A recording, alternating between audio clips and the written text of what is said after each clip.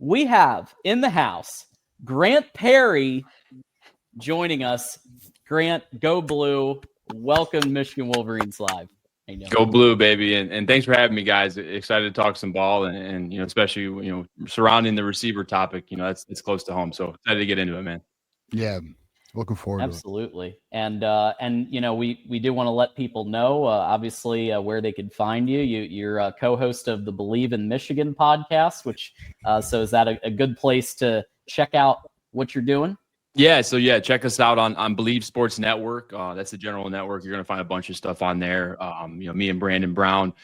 We do 2 podcasts. We do Believe in Michigan. We also do Believe in the Big Ten. Just kind of talking ball, covering the Big Ten, and then obviously, with Believe in Michigan, just talking Michigan, anything and everything. So, having fun with it, man. Anytime I can get closer to the game, and especially if it's near Michigan, near a team that I have a big place in my heart for, be able to talk about them. It's just a no-brainer. Absolutely, man. So, all right, well, let's get into I know you cover the Big Ten, but can we just be honest, Grant? We talk about the team that matters in the Big Ten, and that's Michigan Wolverines. And so let's kind of talk about this season, man. What's your thoughts on the Michigan season so far, and what are your overall thoughts on the performance to this point? Yeah, I mean, good question. And I think you got to kind of look at it, and we've had 4 games, we're 3-1. You kind of look at it in portions. You start off the season, high aspirations, right? We come out, play a decent game versus New Mexico, but there's opportunities that you feel like we can correct. And it turns out that New Mexico team might be a little bit better than we expected as well. So that's a good sign on our end. But really the major point and kind of the pivot in these 4 games, we all know, came week 2 versus Oklahoma. And you can look at it 2 ways. One, you can look at it as, hey, we took a loss and, we may never, recoup from that. Or we did take a loss, but we took a loss to what we think is a very elite team with a very good quarterback. And we were in that game. We were down 8 points going into the fourth quarter. So we were within 1 possession and we didn't play a great game. So there's a lot of benefits in that, a lot of good things you can look at from that. And then you look, past that week, right? You got an opponent in Central. You want to really just dominate. You want to see, full execution. And we saw that. We saw Bryce really get unlocked. And that kind of really brought the spirits back up and gave me, I'm sure you guys as well, a lot of confidence heading down into Lincoln. So I think when you look at it as a kind of a timeline almost, it's up, Oklahoma, it's down. But, you can look at the down as like, hey, there's still good things to learn. We didn't get blown out. We were in that game in Oklahoma with a freshman quarterback, and then it rises back up for Central. Everyone's pleased with that, and then a great game versus Nebraska. But still, it's a lot of things to work on, things that we can correct. So it's been up and down, but the downs have been downs where you can recoup from, and you feel good about, and you still have positivity. After Oklahoma, it's like, but we played Central really well, and then we played Nebraska really well, and it's kind of some of these teams are starting to form. You're starting to see the identity of these teams, and you're like, all right, hey, we got an opportunity to roll into November 29th with 1 loss. Really looking to make a name on this season. So positive outlook, a lot of good things ahead for sure. I think for the Maize and Blue. All right. Absolutely. Yeah, go ahead. All right, well, I was gonna say, well, so what are you speaking of the team and seeing the team evolve here? What's your thoughts on Bryce Underwood going so far? Yeah, I mean, he's a special cat, man, and I think that's an understatement. And I think we all know that. And I actually had the opportunity. I do some broadcasting with State Champs. It's a local high school network here in Michigan, and they cover all the best games every Friday night. And I'm still doing that now, actually, but. I had the opportunity. I covered 3 of Bryce's games, so I had the opportunity to see him in high school, and I got to see how special he was. I saw him, take over Clarkston, with solely his legs. I saw him, attack Howell with his arm. Like there was different games where he showed, like, hey, he can take over a game in different, different areas and different angles. But again, I think the way that he comes out and takes control of the offense, like forget about passing stats, forget about, the stuff that everyone's looking at statistical wise. For a freshman to be able to go out there and look confident, have poise, be able to run the offense. And if you look through each week, like the pre-snap penalties are going down. So the procedures are getting better. You're starting to see, like Oklahoma, there wasn't much adjustments, especially when they crowded that line of scrimmage, cover 0 looks. And as you go on, Nebraska showed some of that, and Bryce was able to communicate, really get the message out. So you're seeing slow growth, but like growth that like you're already impressed with that he has already. And I think the passing stats will come. I think receivers have to help out with that as well. And I think it's also a little bit of a balance with Chip Lindsey and hey, I want to put enough on Bryce's plate to give him answers, but I don't want to make this too cloudy where he's not understanding. He's getting, confused and he's going to line of scrimmage and he doesn't know where his best look is. So I think it's a marriage. It's, hey, they're getting the flows and figuring out what works and what doesn't. But to your question and to finish this up, I mean, very, very special kid. Very excited that he is with us and not down there at LSU. I couldn't imagine watching it. He probably would have stepped in now for LSU at some point. I know Garrett Nussmeier is somewhat injured and they're having a slow season, offensively to start. So happy he's in the maize and blue. And I mean, the trajectory on what we have for the next couple of years, it's just the nation's on notice. And I think too, if you're a receiver, man, in the portal days right now, or you're a prospect, like what do you want as a prospect? You want to, hopefully if you are a prospect that has aspirations to go to the next level, you want to be seen by NFL talent. Bryce is going to be attracting 30 scouts a game here these next couple of years. So like as a receiver, I don't see why you wouldn't want to come here. But that wraps up. That's a long worded answer, but one sentence, Bryce is very special. Absolutely. Very true. And, you mentioned Chip Lindsey, and another reason we were kind of high on the season coming into it. Not only did they go out and get the number 1 recruit in the nation, but they went out and made a change at offensive coordinator. They go out, they look at UNC and they're like, they're doing something right. Let's go out and get Chip Lindsey to come in and do what he does. What do you think has been working well with his offense, and where would you like to see maybe some try something else? Yeah. Well, so I mean, I think the number one thing that stands up, and I mean, when you watch a game, it's the run game. Like he's finding mismatches, he's finding angles, he's finding leverage to get justice to the ability to hit these home runs. And we've seen, Marshall hit a home run here last week. So the run game has really come along. It's looking really good, and that's what you want to see, right? Because I think, and if you look at Nebraska, they've kind of changed their culture. Not Nebraska, excuse me, Wisconsin. They've kind of changed since Luke Fickell's been there. It's kind of been, once it was Jonathan Taylor and those big old linemen, and they used to run that football, and that's what you knew you were going to get, and they specialized in it, and they were very good at it. And when you bring in a new OC here at Michigan, having seen what Michigan's done in the past with, prior to Chip Lindsey, it's been identity is in the run game, and everything else works off of that. So him coming in and not tweaking that to the point where it doesn't, like, offense in the pass game is, there's some question marks here where we got to figure out, but the run game's still there and it's good. So he hasn't shaken the boat too much in that regard, and that's fantastic. The run game has to be there. That's Michigan football. We have to be able to run the football. And then an area of where we just need to develop, and I can't really say it's just on Chip Lindsey. Like, it's a all hands on deck.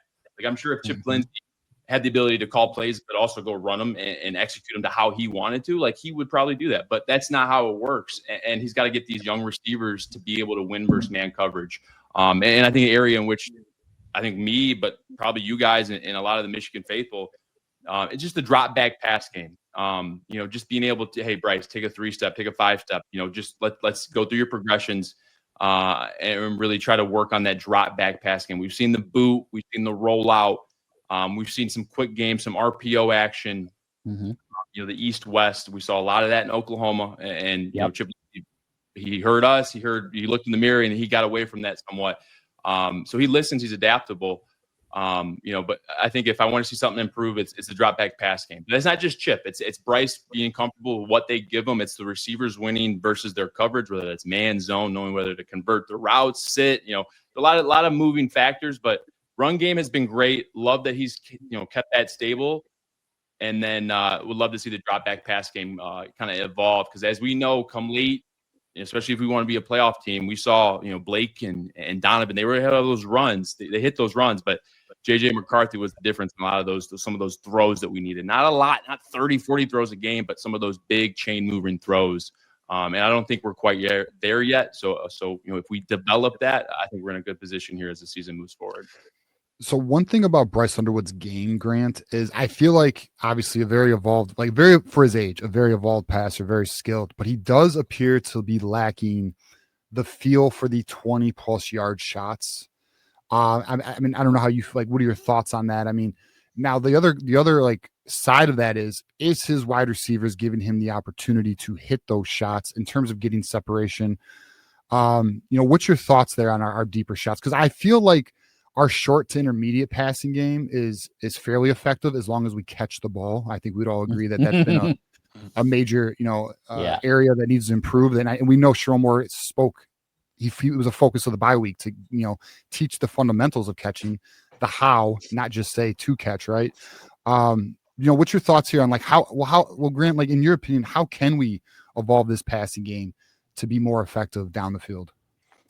Yeah, I mean, it's and I don't think it has to be hey, we gotta start working on catching behind our backs and it's basically what Coach Moore said. It's basics. We have to drill the basics before we can go make those tough contested catches, and that starts every day. Like when you go out there Monday after a game, it's hey, and it's somewhat on each individual in that room, that receiver room, but also there needs to be a leader in that room, whether that's McCulley, coming in this season, some thought it was going to be Fred Moore, just a voice of reason to, hey, guys, we're going to spend an extra 30 minutes after practice to catch 200 footballs. Like when Jed Fish was my offensive coordinator, if we left the field and we weren't catching 150, 200 passes, like after practice, like you were getting scolded the next day. So, and they might be, I'm not saying they don't, but like just little things like that, like little things each day that you can build and stack on. And then when it comes to practice, really working on beating man coverage. I think that's a lot of the time, maybe if Bryce isn't, letting go of the football and he's looking to run, like you watch that Nebraska game, there was a lot of guys that, whether it's Samaj or, Channing, like they just couldn't get off the man coverage. We saw McCulley get off man coverage, a few times there, and that's why he was able to catch the football, get some yards after catch. But I think it's just going to come down to each day really drilling it. Like I learned this, I forget who I learned it from, but going in, I had my wrist tape on and I would put 3 things I wanted to work on in that practice. So if that's something they need to do, like do it. Like whether it's like, hey, finish each block, tuck after the catch, like eyes to the ball first, then run. Like just little small things to build. Small things to build, working on catch. Obviously, we got to catch, but then working in beating man coverage. Because as we move down the line, these teams are going to start tightening, especially if they don't respect the pass game. These safeties are going to creep down. Corners are going to be one-on-one on the outside, and they're going to say, hey, we're going to stop Justice. Can you win on the outside? And we've seen shades of McCulley, but we need someone else. That ball that went off of Channing Goodwin's hands, I felt for him. I've dropped passes, like no one's perfect, but like those are the passes that in those games we need. And touchdown. I really think that Z receiver's up for the grabs. Yes. That March. We were just about to ask, like putting your. We want to give you promotion to Coach Perry. And so who are some of the people that you would like to see more from? Because that's, I think, McCulley has kind of solidified as one option, but love to hear that.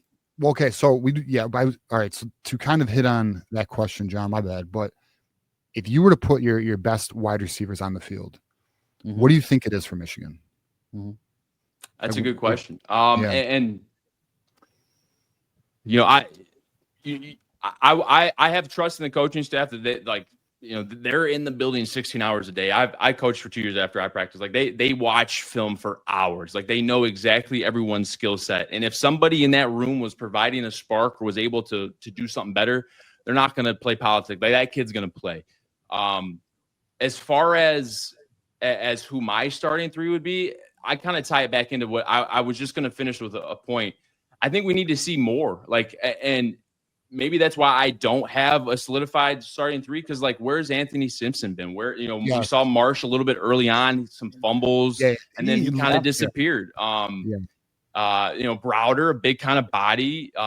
Interested to see. I don't know what it is. Maybe it's it is maybe a new system with Chip Lindsey in the playbook. Maybe that some of those younger guys or even the guys that have been there, like it's a new system. You got to learn new plays. Maybe they haven't quite picked it up and the coaches haven't felt comfortable. But I believe in those coaches that they're putting the right guys on the field.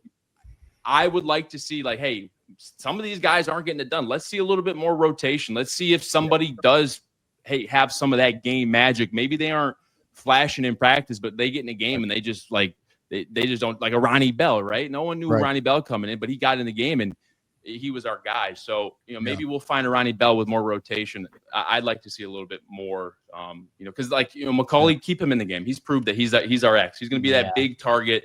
He's going to catch the football. But I think that Z and Samaj just showed that he can catch out of the slot. But Z is really up for grabs, and someone can take it. So my thought is McCauley, Morgan, Marsh. But I like your Simpson take, because I thought when he did get on the field, he had some speed, some speed that might be lacking from Samaj does look quicker this year. I'll give him that. Like, I think Samaj has actually improved in that regard.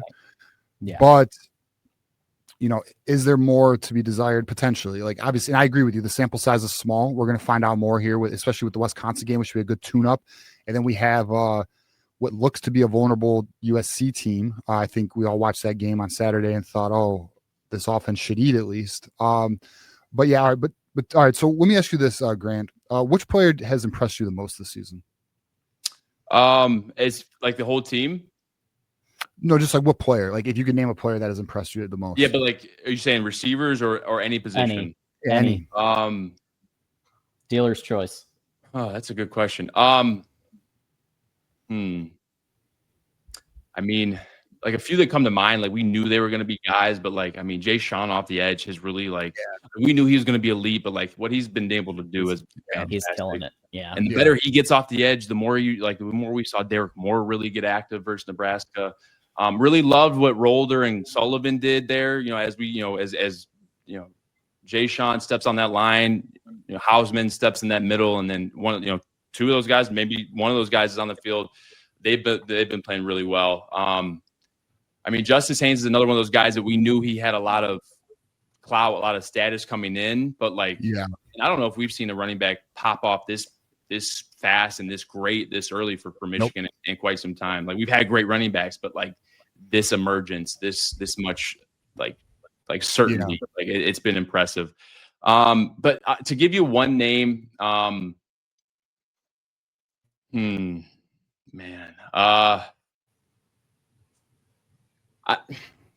I'll go with, and this may be a cop out, but I'll go with Bryce just because his ability, and I've been a freshman in the game. My first game freshman year was at Utah. Like, I was freaking nervous at first, but like once you get on that field, you get a little more comfortable. But also, I didn't have to go under center and take snaps, and he's got to worry about me getting lined up. He's got to worry about everyone on the line. So his ability and his calmness, his swagger, he look at the Oklahoma game. He didn't play an awful game. Like, he kept us in that game for the most part. So I'll say Bryce just for his calmness, his veteran-like approach at such a young age. Yeah, I don't think that's a cop out at all. I think Oklahoma, especially, even though we lost, I think it impressed the heck out of me for his second ever start, 4 months after having his senior prom. Yeah, I think that was really key. Yeah. Grant, do you think I'm crazy here? So I made a comment. I don't know. It might have been on the post-game show a week ago. I don't know when it was. Within the last week. I think we have 3 superstars on this team. I think those, and tell me if you think there should be somebody added or subtracted, but I think Justice Haynes is a superstar. I think Jay Sean Barham is a superstar. And I think Underwood's a superstar. Yeah. Like those are 3 first-round talents, in my opinion, that are just X factors on the field. And I think an emerging player is Cole Sullivan. I think Cole Sullivan's like a playmaker, right? Do you agree with that statement? Would you add somebody, subtract somebody? What's your thoughts on that? If I'm looking at it as far as superstar is first round talent, just like X factor superstar. The draft doesn't even matter at the end of the day, right? I mean, what are they? I agree with all those 3. Yeah. Those are a solid 3. Zavada. Zapata. Yeah, he is. He has turned it on, man. He is, for sure. That guy is back. I think who I think may have potential. I think one, and I mean, Hausman is an unreal tackler. Like, nothing really gets by him. Like, his ability to tackle is pretty fantastic. But like a name that, and we got witness to it last week, and Michigan people know, but Jaden Sanders, that cornerback, I think he has the potential. His size, and again, a freshman playing arguably the hardest position at cornerback. Right. I think he's got potential there. I think those 3, though, I think those would be your 3-headed monster if this was an NBA team for sure. Fair. Absolutely. So let's flip it now. Who do you think we could see more from? Like, who do you think could be stepping it up, or that you think that there's potential that maybe we just haven't quite seen the spark this season yet? Yeah, great question. So I think, and it kind of flipped from last year. So I think last year, I think we all knew that our interior pressure on our D line was kind of our bread and butter defensively with Mason and Kenneth. And that's kind of flipped. It's kind of moved outside. And the interior D line played good versus Nebraska. But I think as far as pass rush, if we can really get those interior guys to really start closing this pocket, because the perimeter's set. We got Moore and we got Jay Sean, and I mean, they gave those right and left tackles for Nebraska nightmares all day. So I think if those interior guys, Rayshon Benny, Trey Pierce, if those guys inside can really start providing a push in the pass game, pass rush, excuse me, and then flip sides, I think, not to beat a dead horse, but receiver wise, man, I think, like we said, we need a Z receiver to step up. I think Klein, he was our guy week one. I think we saw in Nebraska that ankle was still a little, you saw him trying to run slants and he's, kind of falling over himself. So he's still kind of getting his foot back. So I think once he's back, I think he'll really, once he's fully back, I think he'll really provide, kind of draw that attention in the middle. And I think we'll, hopefully see some progression at the Z receiver, whether that's Goodwin, whether that's Marsh, and it doesn't and those guys are great. And, you want your Z receiver to have some size versus your slot, but at the same time too, I mean, we just all watched Penn State and Oregon go head to head, and that freshman receiver Moore for Oregon, he's 6 feet, maybe 5'11". It's all about separation. So Anthony Simpson could go play X or Z receiver, but just get a little separation, and that'll make things easier on Bryce. So I'll say interior pass rush, and then the Z receiver we need to see more from for sure. I mean, would you also say that another big thing is just the blown coverages on the back end? I mean, what do you think is the cause of that? Like last year, it seemed to tighten up towards the end of the year. Do you think it's just the players getting refamiliarized with Wink's system? What do you think this? Because this is one of the questions we were planning on talking about. But I'm just curious your thoughts on what do you think the problem is with this back end of the defense? I mean, that's a good question. And I mean, each year is a different team. Whether that's last year when we were pressuring the quarterback at a very high rate, and what looked like great coverage may have been more so, pressure sacks, and right. the secondary benefited from. And I think this year too, you start out those first 3 games without your captain, your leader, a guy that's been there 10 years, and Rod Moore, not giving everyone, the signals that everyone's used to. So I think as we see him kind of, slowly work back to 100% and get off that pitch count, I think with him back there making calls, I think we'll be in a better position. I think when, you look at Jaden Sanders, a freshman who has shown potential, who has great size, get him some more reps, you start saying, all right, so he's going to be our guy. So in practice, he's going to be getting the majority of these, these first team reps. So I think it's just, a blend of hey, once we get into Big Ten play, we really got to crack down. And I think Raiola is a fantastic quarterback, man. I mean, I think he is a guy that, even if he gets sacked 7 times, he can still find 300 yards. I know 60 of those came on the Hail Mary, but, he's not an easy quarterback to go against. And so I think as we see the season going on, I think we'll be able to see a little bit more continuity in the back end, if you will, less explosive plays, more keeping it in front of us. And that is one thing I want to see. I want to see more, takeaways from that secondary for sure. Yeah, agreed. All right. So what are your impressions of Sherrone Moore so far as a head coach? How's he doing, and where do you think he can take the program? Not only this season, but the long-term outlook. Yeah. So and there may be some bias in my answer, but, I've had the opportunity to be coached by Sherrone, and I coached alongside him after I played, and I got to know him, got to know what kind of guy he is. And you can tell by the way the players respond and just the camaraderie that they're really bought into Sherrone. And that's what you want first and foremost. You want a team that's bought into their coach. Whether or not he makes a few decisions that people don't agree with, hey, he's going to do what he's going to do in order to try and do what he thinks is best for the team. And we're absolutely in the right if we want to judge him or say, hey, we probably should have took a time out here. But at the same time, we also got to remember that he is on his 2nd year as a head coach. He is right. He took over a spot that I mean, quite frankly, like it's kind of like not dumpster fire. Like we just won the national title, but like it was a very kind of murky spot to be in. You knew things were coming down the road that maybe, if you went somewhere else, you wouldn't deal with. So I respect him for being able to step in and be the guy that say, hey, you know what? Jim Harbaugh's had these great 8, 9, I forget how many years he coached there, but he led us here. I'm going to carry the ship.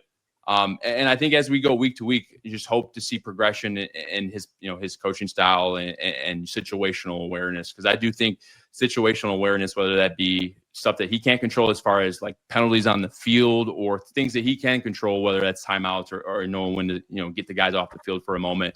I think just like a player that always can get better and he can always work on that.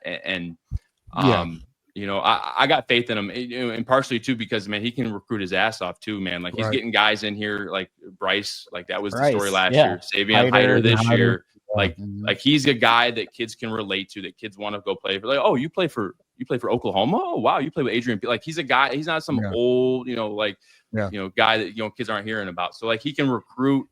He's getting the right guys around. I think as just time goes on, we'll see how it goes. But I got faith in him. Yeah, I think the reality is, Grant, he's learning on the job. He's only, like you said, second year coach. He's learning.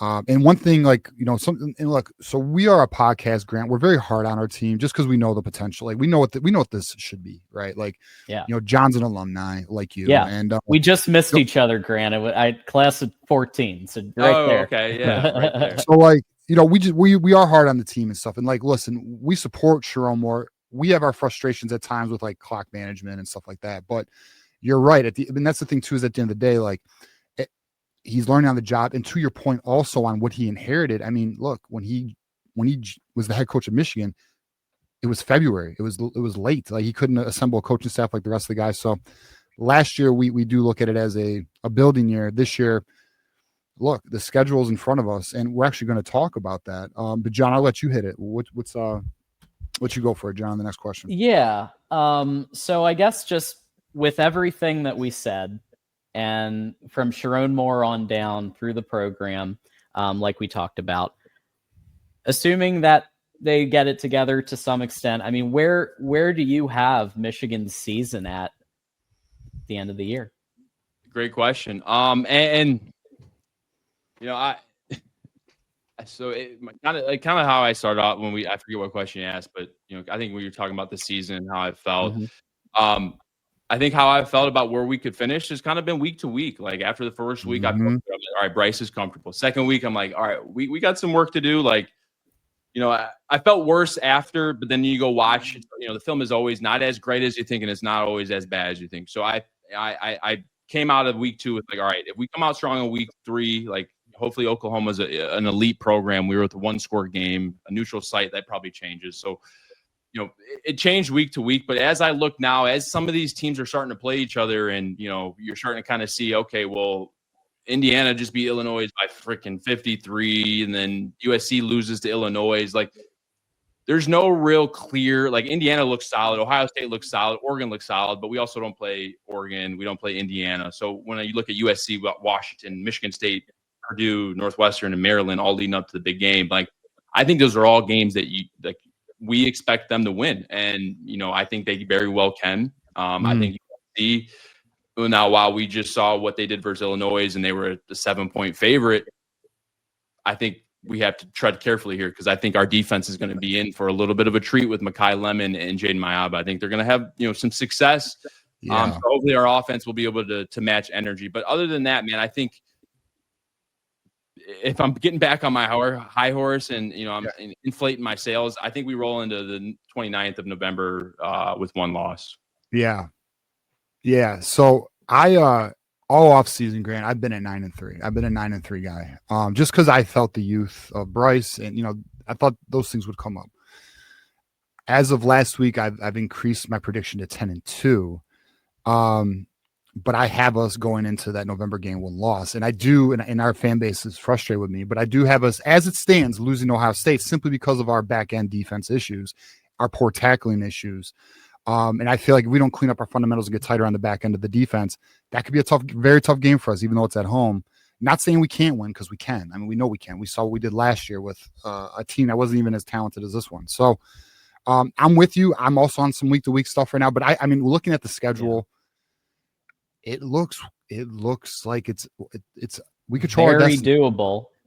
And we know it. USC is maybe the scariest one until Ohio State, but the road teams have won the last two, right? Ohio State won going into Washington, so the Pacific to Eastern time thing, I don't know if it's as much of a factor if you're a good team. You can overcome stuff like that. Those West Coast teams are just lacking in the trench play. I mean, they just are. They don't. I mean, I know Washington beat us last year, but I think we'd all agree with good quarterback play, we probably would have won that game. So it's interesting. But what's exciting is, even if we are going into that November game with just one loss, I mean, the playoffs are likely. And that's a real goal for me. I mean, I don't know how you are. I mean, so Grant, actually, this is a great time to ask this question. What is the standard at Michigan?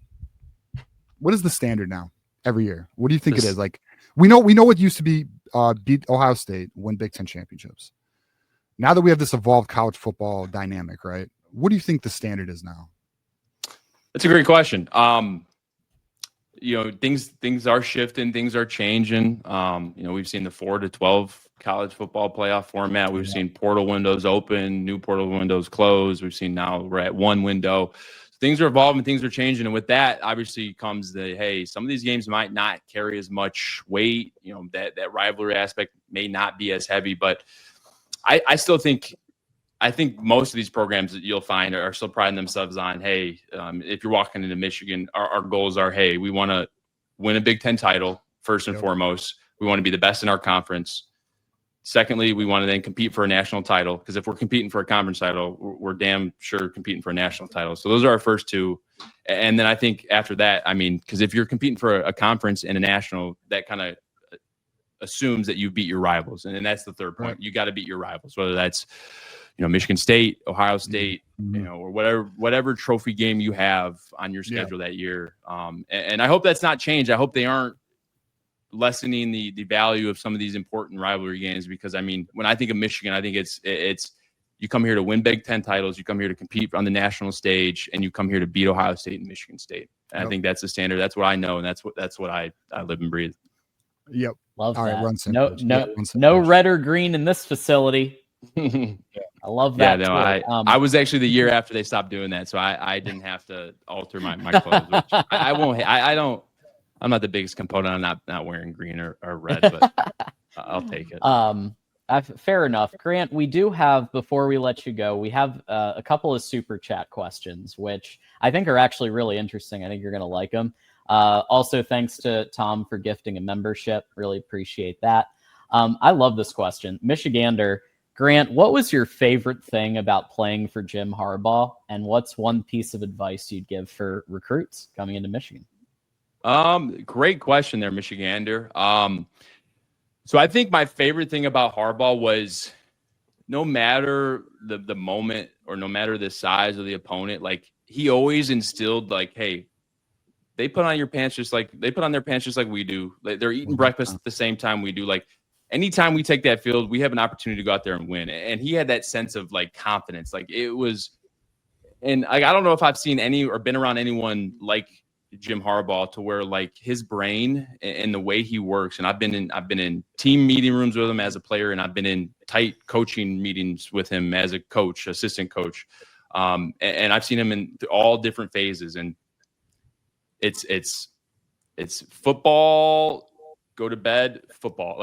There's no time for anything else. And that instills a confidence in you. It builds a culture. And I think we're seeing that with the Chargers.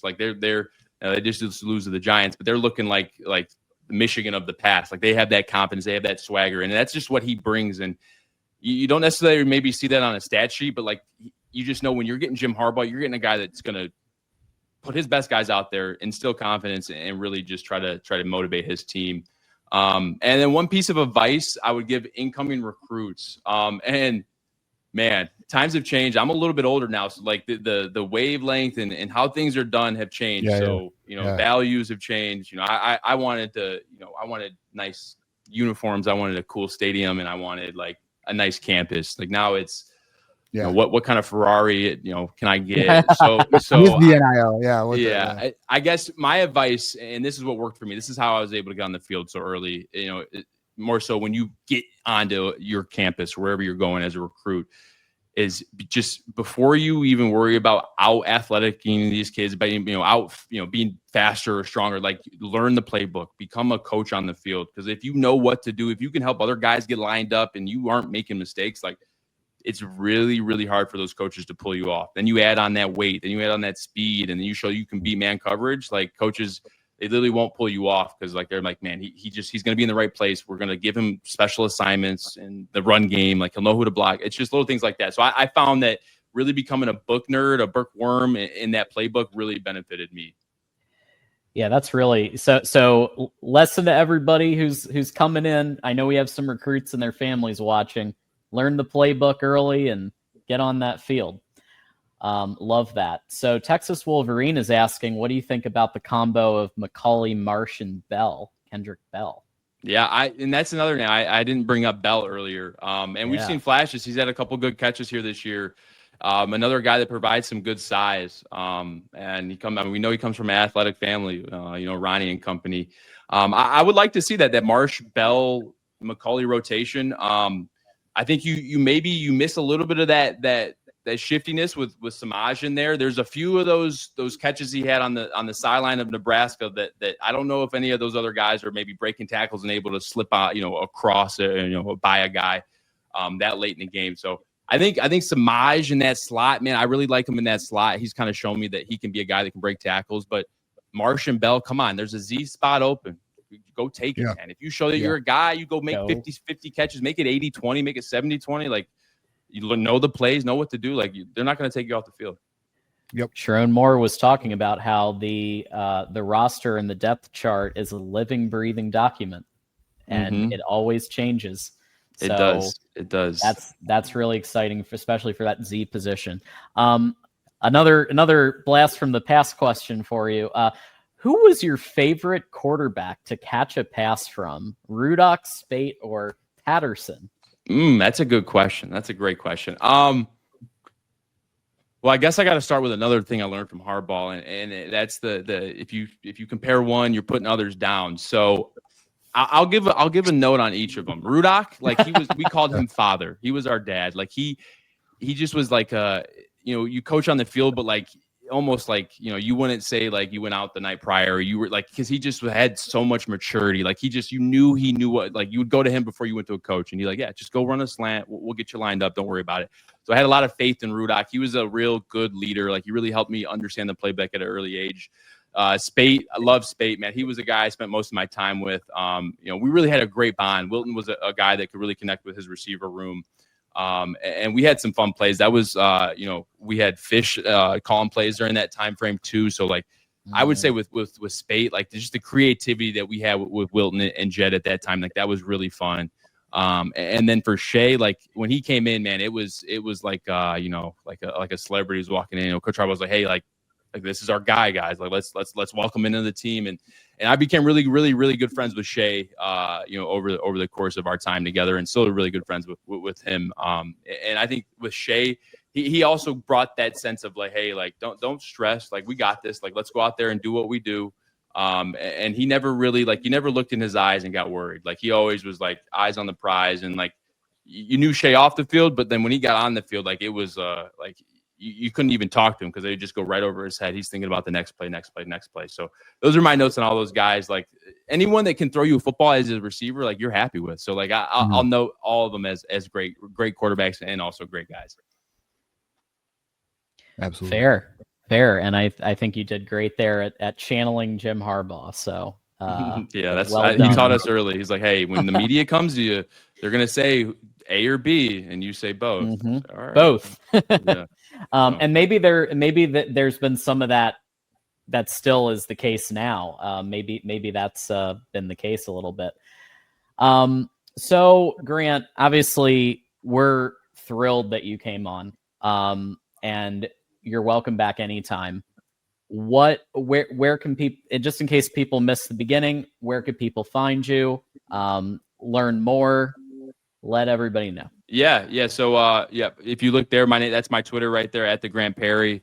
I post some breakdown clips on there and whatnot. I also do 2 podcasts with Believe Sports Network. That's their page. And we do the Believe in Michigan podcast, which is very similar to what you guys do here. And then we also do Believe in the Big Ten, where we just talk about the games of the week prior and then look at the Big Ten matchups and just talk football, man. So find me at Believe Sports Network. Find me at the Grant Perry on Twitter or X now. And yeah, man, just shoot me a comment on something, and let's get the conversation rolling. Oh yeah, Grant. Thanks for coming on, man. It was a pleasure, and looking forward to the next time, brother. Yeah, thank you, TJ. Thank you, John. I appreciate you guys. All right, go Blue. Go man. Blue. Go Blue, baby. Let's get a dub this weekend. Let's do it. Let's get it. Come on.